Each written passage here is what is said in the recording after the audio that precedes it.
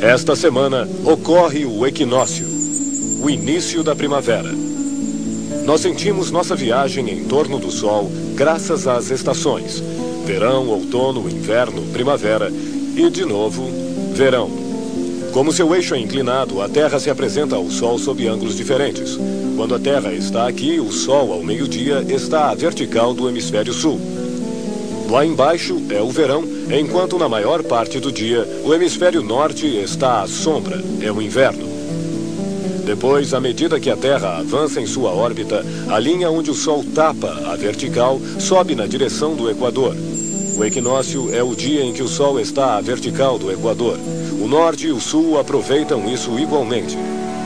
No hemisfério norte, a primavera começa. Como a Terra continua sua viagem, a linha onde o Sol tapa a vertical continua subindo na direção norte e lá, nos meses de junho e julho, o hemisfério norte terá girado na direção do Sol e os raios chegarão a nós sob um ângulo mais direto. Será verão e fará calor. Depois, nossa viagem continuará. O Sol descerá de novo na direção do Equador, cruzando-o no equinócio de outono de 23 de setembro, desta vez para retornar sobre o Equador. Será inverno. Mas, neste momento, o Sol está sobre o Equador.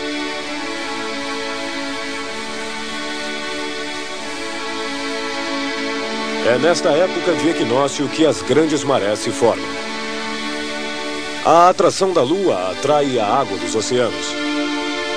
Se a Lua está em condição de meia-lua, esta força de atração age nesta direção, enquanto a atração do Sol age em outra direção.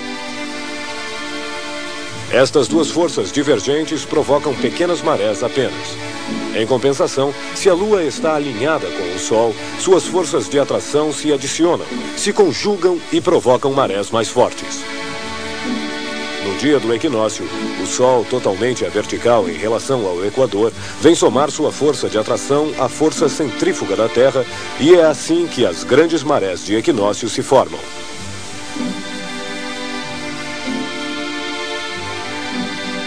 Um outro fator é importante para as marés: a distância da Lua. A órbita da Lua é uma elipse. Às vezes a Lua está longe, às vezes está perto. Quanto mais próxima a Lua estiver, mais forte será a maré.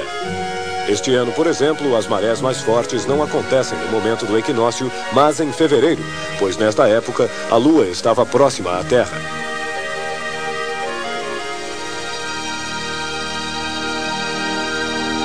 Olhando para o Sol no ponto equinócio, no dia da primavera, vemos que ele aparece em frente à constelação de Peixes. O eixo da Terra, há milênios, descreve um círculo e muda um pouco sua inclinação. O Equador, evidentemente, também muda de inclinação bem lentamente. Se o Equador muda de inclinação, o dia do equinócio também mudará, já que o equinócio ocorre quando o Sol está à vertical do Equador. Há 3.000 anos, no dia do equinócio, o Sol ficava na frente da constelação de Peixes. Atualmente, ele se encontra no limite desta constelação. Pouco a pouco, durante os séculos que estão por vir, o Sol, no dia do equinócio, não estará mais em Peixes, e sim em Aquário. Veja por que ouvimos falar sobre o começo da Era de Aquário. Os astrônomos chamam isto a precessão dos equinócios. O deslizamento bem lento do Sol, de Peixes, na direção de Aquário. Quando falamos de Peixes e de Aquário, nos referimos às constelações, os grupos de estrelas, não aos signos astrológicos. Os astrólogos não reajustaram seus signos a este deslizamento do equinócio. Por isso, há milênios, os signos astrológicos estão deslocados em relação às estrelas. Esta semana, dobramos a velocidade de Marte, o planeta vermelho que circula na órbita vizinha exterior. A Terra, em órbita interior, mais rápida do que Marte, o ultrapassa a cada 2 anos. Durante esta manobra de ultrapassagem, deslizamos pouco a pouco entre o Sol e Marte. Sol, Terra e Marte estão alinhados. Marte está em oposição ao Sol. Isso significa que, olhando da Terra no momento em que o Sol se põe a oeste, Marte nasce a leste. À meia-noite, podemos achar Marte um pouco mais amarelo que as estrelas, olhando na direção sul. Quando a Terra se junta ao eixo Marte-Sol, Marte fica em frente ao Sol. Ao meio-dia, o Sol fica a sul. E à meia-noite, é Marte que fica a sul. Marte é o único planeta onde os astrônomos poderão andar num futuro próximo. Uma sonda foi colocada lá em 1976 para coletar amostras e analisá-las. Atualmente, outras sondas estão a caminho de Marte. Elas chegarão em Marte em julho e setembro.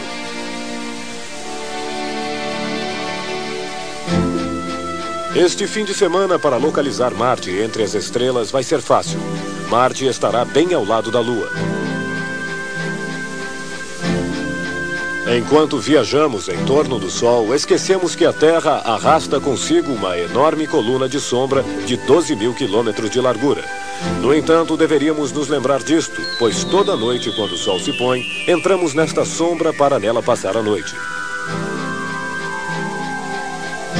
Este fim de semana, na noite de domingo para segunda, será lua cheia. E graças a um eclipse lunar, nós podemos ver a sombra da Terra.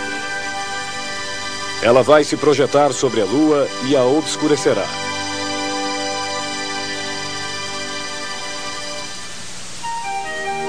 Há algumas semanas, Sol, Lua e Terra estavam tão bem alinhados que a sombra da Lua batia sobre a Terra. Era o eclipse do Sol que você pôde ver aqui nesta tela. A zona de eclipse total é muito estreita e ele só dura alguns minutos. Após este eclipse solar, a Lua percorreu metade de sua órbita em torno da Terra. Domingo à noite, a Lua se encontrará exatamente na frente do Sol e mergulhará na sombra da Terra. A sombra da Terra é maior do que a da Lua, portanto, o eclipse dura 2 horas. Toda a metade-noite da Terra poderá aproveitar o eclipse lunar segunda-feira às 5 da manhã.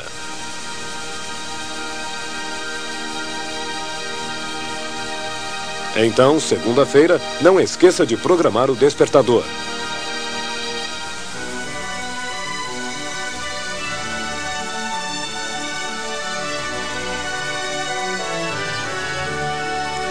Na antiguidade, Aristóteles, vendo a sombra da Terra sobre a Lua, disse a si mesmo: a Terra é redonda.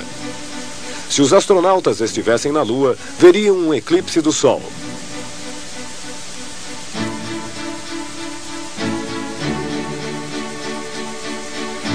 No próximo programa, veremos por que a data da Páscoa não é constante. Ela muda todo ano. Por que a primavera às vezes começa no dia 20 de março e às vezes no dia 21? E por que é preciso dividir o globo em 24 fusos horários? Resolvemos substituí-los rapidamente por fusos horários artificiais. Assim, vivemos todos deslocados no tempo. Os parisienses vivem com a hora de Praga e às vezes até com a hora de Istambul. A Terra, durante todo este tempo, não mudou em nada sua rotação. O que muda é nossa forma de administrar o tempo.